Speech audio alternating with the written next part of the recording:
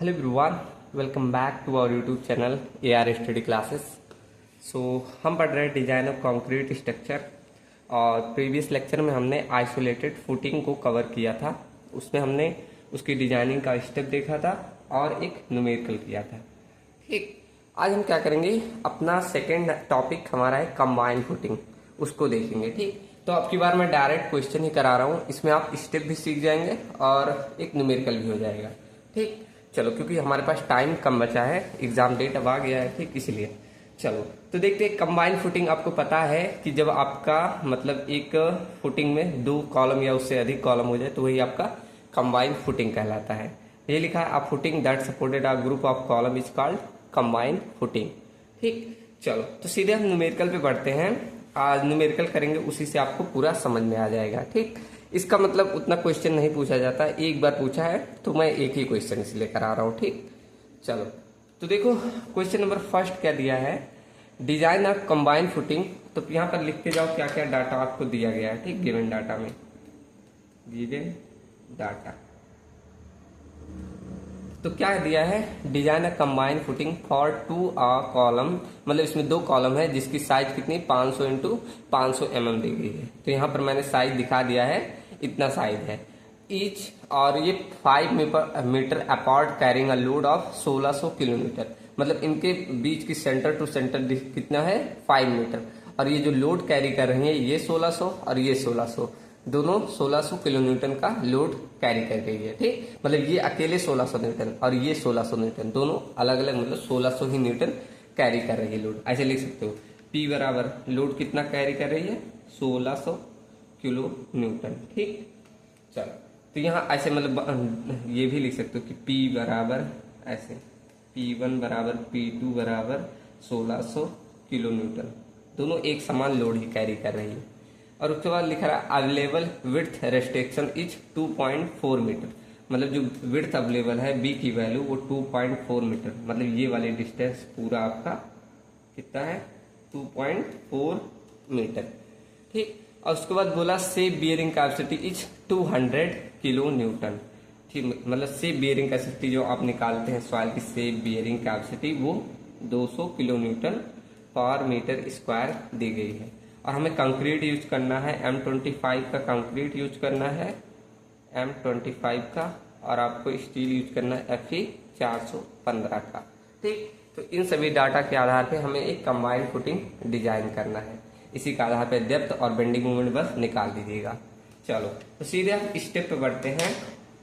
तो सेम जैसे पहला स्टेप हमारा होता है लोड कैलकुलेशन का, वैसे इसमें भी रहेगा। तो स्टेप नंबर फर्स्ट आपको डालना है क्या, लोड कैलकुलेशन। लोड कैलकुलेशन, ठीक, तो उसमें हम पहला लोड निकालते थे, P1 वहां बोला जाता था। तो यहाँ भी P1 या आप इसे तो P1 डाल दिए तो इसे W1 लिख दे रहे हैं। ठीक, तो यहाँ पर W1 हम क्या लेते थे, जो कॉलम पे लोड आता था उसको। तो सेम वही कॉलम का लोड कितना आ रहा है, इस पे 1600 किलो न्यूटन, इस पे 1600 किलो न्यूटन, मतलब 1600 kilo Newton plus 1600 kilo Newton, दो कॉलम है तो दोनों को जोड़ के टोटल लोड कितना आ रहा फुटिंग पे 2200 किलो न्यूटन आएगा। उसके बाद हमारा W2 निकालते थे, जिसे W डैश बोलते थे, वो कितना होता था, वो 10% ऑफ कॉलम के होता था, मतलब ये 10% ऑफ W1 को लेना पड़ेगा, जितना कॉलम पे लोड आ रहा होगा उसका 10% लेते थे। ठीक, याद है ना पिछले स्टेप में, सेम वैसे ही। तो 3200 का आपको क्या करना है 10% कर दो, कितना आएगा 320 किलो न्यूटन। ठीक, तो यहां से अब आप टोटल लोड निकाल सकते हैं। टोटल लोड की वैल्यू कितनी हो जाएगी, जोड़ दो W1 प्लस W2, तो जोड़ेंगे तो ये आ जाएगा 3520, इतना टोटल लोड आ रहा है आपका। ठीक, तो स्टेप फर्स्ट तो सेम रहा, कोई दिक्कत नहीं। अब आपका आता है स्टेप नंबर सेकेंड। अब स्टेप सेकंड क्या आता है, एरिया ऑफ फुटिंग निकालना। इसे कैसे निकालते थे, जो फॉर्मूला आपने पीछे यूज किया था, कैसा कि area of footing equal to total load divided by safe bearing capacity, वैसे सेम यूज करिए। ठीक, तो यहाँ पर स्टेप नंबर सेकंड क्या, एरिया ऑफ फुटिंग। ठीक, तो यहाँ पर लिखेंगे area equal to total load total load divided by से बियरिंग कैपेसिटी।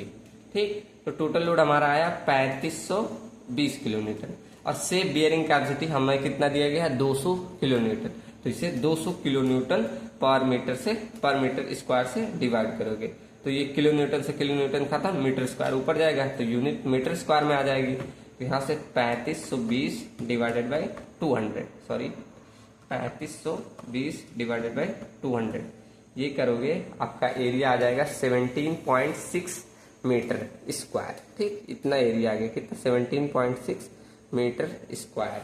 ऐसे आप इजिली एरिया ऑफ फुटिंग निकाल लेंगे। ठीक, चलो यहाँ तक तो किसी को नहीं दिक्कत आई होगी अभी तक।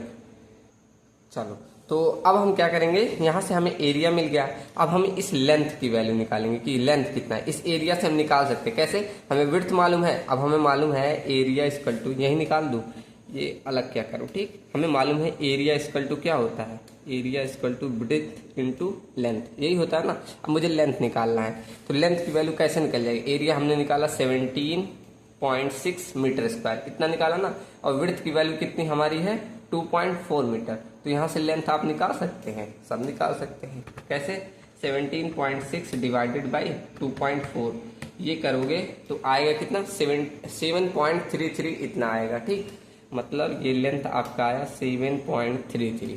ठीक, अब ये इतना नहीं लेते, हम कुछ बढ़ा के लेंगे, क्यों, क्योंकि अभी देखो ये सेंटर से मतलब सेंट्रॉइड डिस्टेंस कोइंसाइड नहीं करनी चाहिए, मतलब इतना रहे कि आपका जो यहाँ सीजी पे लोड आ रहा है और फुटिंग ये दोनों कोइंसाइड करे, ऐसी डिस्टेंस रहेगी तो थोड़ी करेंगे। ठीक, तो यहाँ पर हम लेंथ को क्या मान लेते हैं, मान लो 7.5 मीटर मान लेते हैं। ठीक, चलो तो यहाँ से हमने लेंथ को इतना अज्यूम किया, क्यों अज्यूम किया ये भी लिख दो, अडॉप्टेड सच दैट जो आपका सीजी पे लोड आ रहा है और फुटिंग है दोनों कोइंसाइड करे। ठीक, such that the CG of load coincide with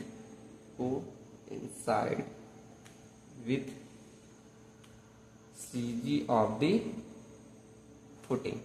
ठीक, इसीलिए हम कर रहे हैं, जो लोड आ रहा है वो किससे कोइंसाइड करे, सीजी ऑफ द फुटिंग से।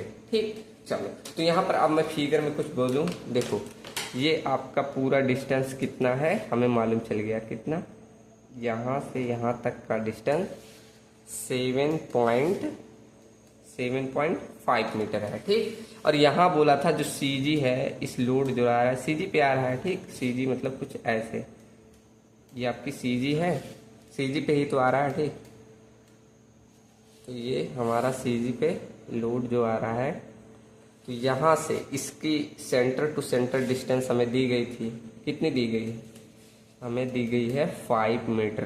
क्वेश्चन में दिया था ना, देखो कितना बोला है, each 5 metre apart carrying the load, मतलब अपने सेंटर से ये कितने डिस्टेंस पे है 5 मीटर पे, ये वाली डिस्टेंस 5 मीटर है। ठीक, तो ये यहाँ तक की डिस्टेंस आप बता सकते हैं, आप ये वाली डिस्टेंस बता सकते हैं, ये अभी सब फिगर लास्ट में काम आएगा। ठीक, अभी यहीं सॉल्व कर दे रहा हूँ।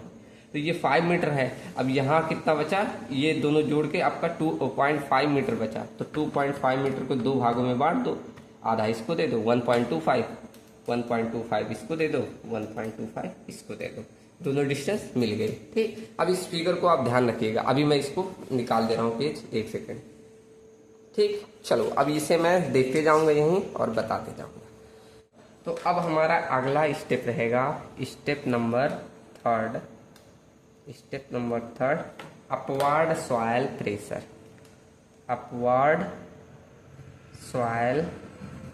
प्रेशर। ठीक, इसे कैसे निकाल देते हैं, हमने पीछे भी फॉर्मूला पढ़ा था, Q not equal to total load divided by area से हम डिवाइड कर देते थे, हमें मिल जाता था। ठीक, तो टोटल लोड हमने निकाल लिया है, कितना है, 1 सेकेंड मेरा नीला पेन, तो हमने यहाँ पर निकाला है कितना 3520 किलो न्यूटन। ठीक, 3520 किलो न्यूटन ये टोटल है, लोड है।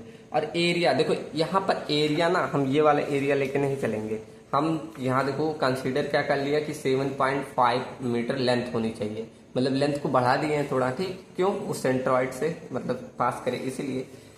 तो यहाँ पर हम जो एरिया लेंगे वो 7.5 इंटू विड्थ है हमारा 2.4, इससे डिवाइड करके तब एरिया ये निकाल के लेंगे। ठीक, देखो ये कभी कभी जो क्वेश्चन है ना, टोटल लोड की वैल्यू क्या करते हैं, इसको फुटिंग को नहीं कंसीडर करते हैं।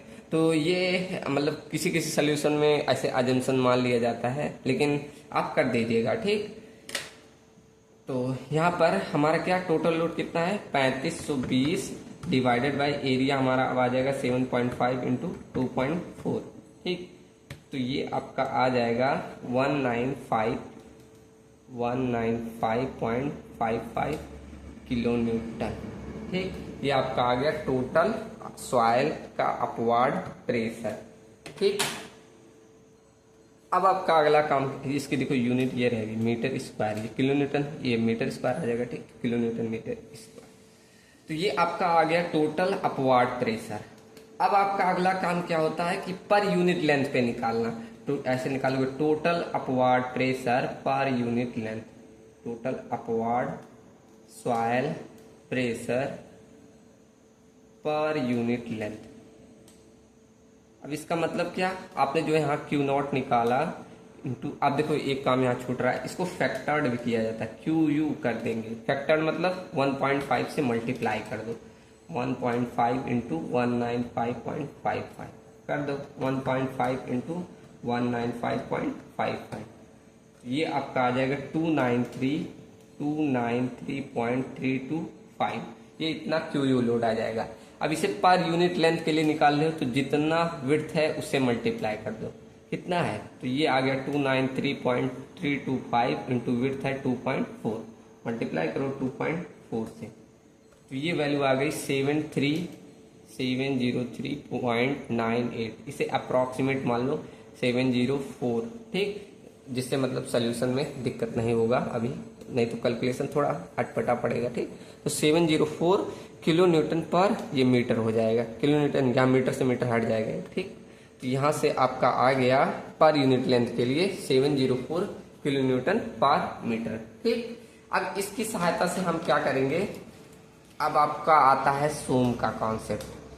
अब देखो मैं कॉलम को कुछ इस तरह बना रहा हूँ, जो आपका टोटल फुटिंग था ना, इसे ऐसे बना दूं तो आपको कोई दिक्कत है, यहाँ इसे एज अ जैसे बीम बनाते थे ना वैसे ही बना दे रहा हूँ, देखो कुछ ऐसे। ठीक, अब इसमें एक पॉइंट पे आपका C1 कॉलम C1 है और एक यहाँ पॉइंट पे मान लो कॉलम C2 है, इसे C1 कॉलम मान लो, इसे C2 कॉलम। ठीक, और इस पे हमारा लोड आ रहा है 1600 किलो न्यूटन, यहाँ पर भी आपका 1600 किलो न्यूटन लोड आ रहा है।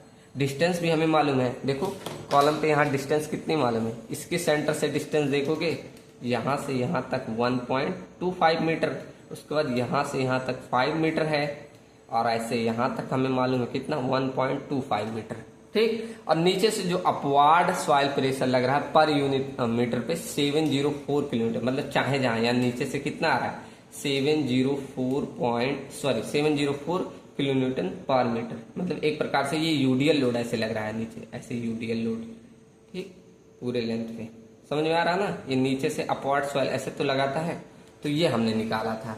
ठीक, अब क्या ये आपको जैसे वहां पर सोम में पढ़ते थे एसएफडी बीएमडी, वैसे हम करके शियर फोर्स और बेंडिंग मोमेंट नहीं निकाल सकते?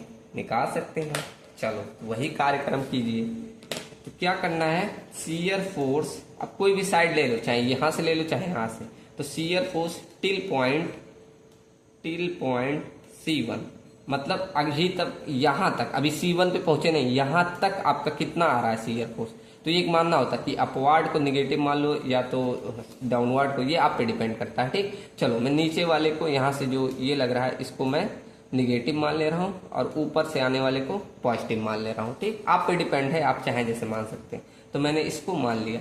अब शियर फोर्स क्या होता है, जो आपका लोड आ रहा है यहाँ पर आ रहा है 704 इंटू, अब यहाँ तक की डिस्टेंस कितनी है 1.25, अब इसको निगेटिव माने हो तो निगेटिव लिखो 25, तो ये आपका शियर फोर्स कितना आ गया माइनस का 704 इंटू 1.25 मीटर, तो ये वैल्यू आ गई माइनस का 880 किलो न्यूटन। ठीक, किसी को दिक्कत नहीं ना, चलिए। तो ऐसे अब आप कहां पर निकाल सकते हैं, एट पॉइंट सी पे। तो shear force at point C, अब इस पे कितना आ रहा है, करेक्ट इस पे। तो यहां तक जब नहीं पहुंचे थे तब तक तो आ रहा था माइनस का 880 किलो न्यूटन। अब जब यहां पहुंच गए तो ऊपर से एक पॉइंट लोड भी आ रहा है, कितना, प्लस का 1600 किलो न्यूटन, इतना ही आ रहा है ना। तो यहां से बस ऐड कर दो, तो माइनस का 880 प्लस का 1600, ये जोड़ोगे तो आ जाएगा 720 किलो न्यूटन। ठीक, इतना आपका शियर फोर्स आएगा। और देखो एक गलती हो जा रही थी, मिस्टेक। यहाँ पर हम क्या करते हैं, ये जो कॉलम का जो मतलब लोड आ रहा है इसको हम फैक्टर्ड कर देते हैं, मतलब फैक्टर ऑफ सेफ्टी भी लगाते हैं। यहाँ पर 1.5 से मल्टीप्लाई कर देना, ठीक, ये कर दो 1.5 से मल्टीप्लाई। अब ये वैल्यू थोड़ा सा ज़्यादा आएगी, तो यहाँ पर 1600 गुणे 1.5 से मल्टीप्लाई करोगे तो ये 2400 हो गया, माइनस का 880 करोगे तो ये आ गया 1520 किलो न्यूटन। ठीक, अब सही है। यहाँ पर इसको फैक्टर्ड किया जाता है, ठीक, जिससे और सेफ्टी आती है आपके स्ट्रक्चर में। ठीक, तो shear force at point C1 पे आपका कितना आ गया, 1520 किलो न्यूटन। ठीक, तो ऐसे सिमिलर आपका देखो ये सिमेट्रिक स्ट्रक्चर है, तो सिमिलर आपके इधर भी वही वैल्यू आएगी, बस जो पॉजिटिव है नेगेटिव हो जाए, नेगेटिव है पॉजिटिव। तो ऐसे आप लिख सकते हैं सिमिलर ड्यू टू सिमेट्रिसिटी, आपने पढ़ा होगा ड्यू टू सिमेट्रिसिटी। ठीक, इसके कारण हम लिख सकते हैं शियर फोर्स एट, सॉरी अभी लिख दो टिल पॉइंट C2 पे। C2 मतलब यहां तक कितना आएगा, बस जहां यहाँ नेगेटिव था तो इसको पॉजिटिव ले लो, 880 किलो न्यूटन पर। अब दूसरे साइड पे जा रहे हैं ना तो वो साइन चेंज हो जाएगा। ऐसे shear force at point C2 पे, तो यहाँ पॉजिटिव था इसको नेगेटिव कर लो, 1520 किलो न्यूटन। यही चेंज जो होता है, आप लोग ये सोम में कॉन्सेप्ट जरूर पढ़े होंगे। तो इस तरह हमने शियर फोर्स को निकाल लिया। अब ऐसे हम निकाल सकते हैं बेंडिंग मोमेंट डिस्ट्रीब्यूशन।